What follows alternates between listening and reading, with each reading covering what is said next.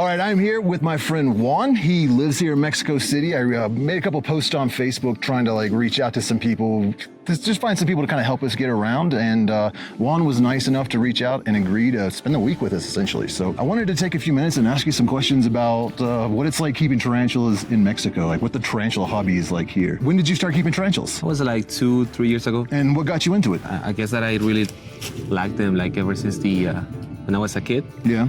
I found them really interesting. Were tarantulas in your yard, or did you run across them in nature growing up, or were you too deep in the city? No, I was too deep in the city. Yeah. I was watching Harry Potter one day, and then I saw the scene where you find the big tarantula, and it was like, whoa, that's crazy. Yeah. Yeah, it kind of got you into it. Yeah. So, what was your first tarantula? It was a brachypel mammalia, a tiny sling that I got from Arachnida. That was 3 years ago. Did you all have a pretty nice selection of tarantulas here? I guess that is mostly Mexican species. Yeah. Yeah.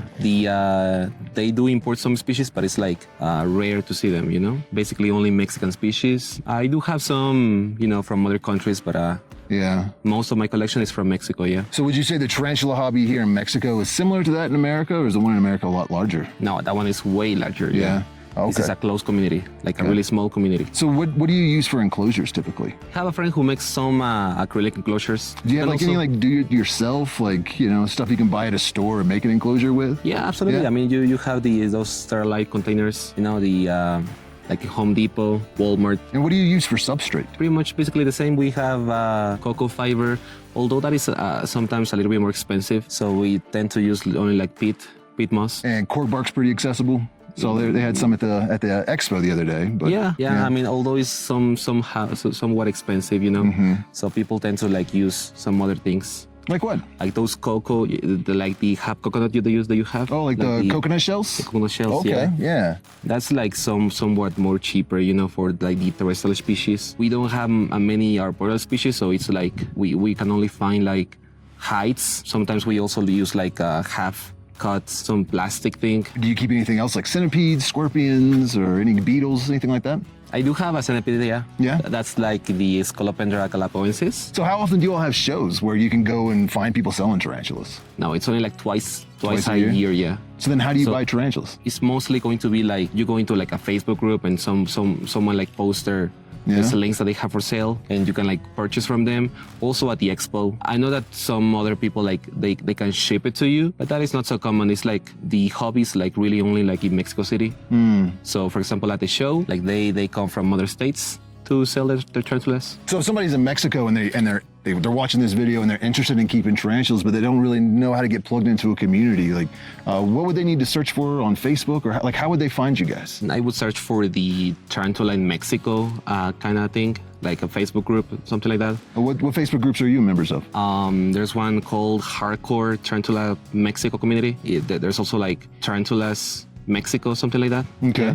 There are a few of them. Are there any websites people can go to and just see what kind of selection? Oh, that's a really good question. I know that Arachnida, he has one a website. I think there's 2 or one more. I can't remember. If there was a tarantula species that they keep in other countries around the world, but you don't have here that you would really like to keep, what species do you think that'd be? Oh, that's a really good question. The Colombian species are really hard to find here. I would say, or yes, some of the Pamphovirus, the Chenestis species. Oh, I remember the Coste, the Celadonia, the Coste. Oh, okay, yeah. That one. We don't have that in the States either. At least we're not supposed to. Oh, yeah.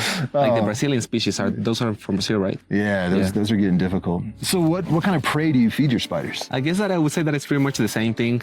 We have red runner roaches, we have dubia roaches, we have lobster roaches, Madagascar roaches, okay, yeah. We have crickets, mealworms, waxworms. No, locusts or grasshoppers or anything like that? No, nothing like that, just the normal things. Gotcha. So here in Mexico, every animal has to come from a reputable source, I guess. So it need to have some legal paper, sort of things. So it has your name, that's a document that has your name, your address, and the species that you have. It has also where it came from, the seller that sold it to you. Yeah.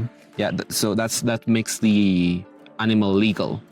Because So do you have to hold on to that paperwork as long as you have the animal? exactly, yeah. Oh, okay. Yeah, because that shows that you purchased the animal from a legal place, you know? Okay. Yeah, but it's not advisable to buy anything that doesn't have papers. So if That you documents. So say like at the expo, you bought a tarantula, you got your papers. A couple years down the road, you want to sell it to a friend. Can you transfer those papers to him? Yeah, you can Yeah? definitely Okay. do that. Yeah, I Well, mean, that's cool. it's simply just going to have your name instead of his. Mm-hmm. So it's going to, but it will still show that it's like that has the documentation. Okay. And what happens if you get caught with tarantulas that you don't have papers for? That's a really good question. I'm not too familiar with it, but I do know that maybe they can. There's like 2 government branches that take care of the animals, and possibly I don't know, but they can maybe like take them from you, and they can like give it to some people that have like a special permit, are certified to like handle the species, and they are not allowed to sell it or anything. They need to simply just keep it. Well, Juan, I really appreciate you being willing to hang out with us and show us around and stuff like that. Absolutely, no problem. What did you experience about Richard that was surprising to you? I don't know. That's like a really good question. I mean, he's a funny dude. I don't know. He's funny. Put him on the spot right in front of me. Like, I dare you to say something bad about me. Yeah. You should wait and ask that question while I'm down the trail. And get the real beef. Didn't you mention that there's like a market like where they sell illegally and you can purchase illegally, but it's kind of sketchy? Or Yeah, so here I would say that like in general here in Mexico, like the tarantula species from Mexico, they are not so sought after, you know, Right. because the most of them, or like a few of them, sadly, they're like wild caught and sold illegally, you know, because when you wild cut something, you cannot get the paper from it. Yeah, so and they sell it like really cheap, and you can just simply just go to the market and just pick it up. I don't know, you can find like some Mexican species for like $15, not even, maybe less. Wow. Yeah. Just Yeah. wild caught ones are Just put wild down on caught. the table. Yeah, illegal stuff, you know. Yeah. And I guess that they do work on that. Like the government, they do like are working like constantly on it, but you know, they simply just keep bringing more and more. Do you have a green bottle blue tarantula? No, I don't know. No? Can you That's get them like in really Mexico? expensive, yeah. Oh, we're You gonna have can to get you actually- a GBB. Oh, that would be amazing. Like a year ago, I think that I saw a few slings for sale. Yeah. Or like just 2-3 slings, you know? Yeah. Never like a female, never like nothing else. Oh man. Just like That a few was my favorite. slings. That's it, like 3 Yeah. slings in a year or so. the Davis Chiapas I'd never see in the United States, but it seems really cheap here. It is, yeah. Yeah. I mean, I know that some of my friends just like bred some, so they have like a few slings for sale. Seems like they're like always available though. Yeah. Like that would it's be always nice. available. And you can find them for maybe like $30, something like that. Mm-hmm. Like USD. I don't have any though. Yeah. I would love to have some, but you know, I choose to maybe like buy something else because I know that they're like always there for sales, and I can just like pick them up later. Well, Juan, thank you so much for showing us around and hanging out with us and being willing to, you know, put up with our craziness for a few days. Of course, yeah.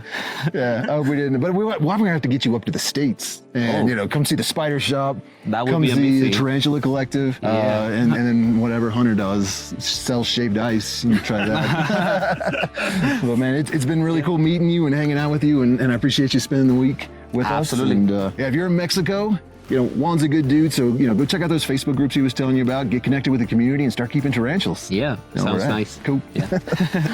Awesome. Thank you, guys. That was great. Yeah, it was, yeah.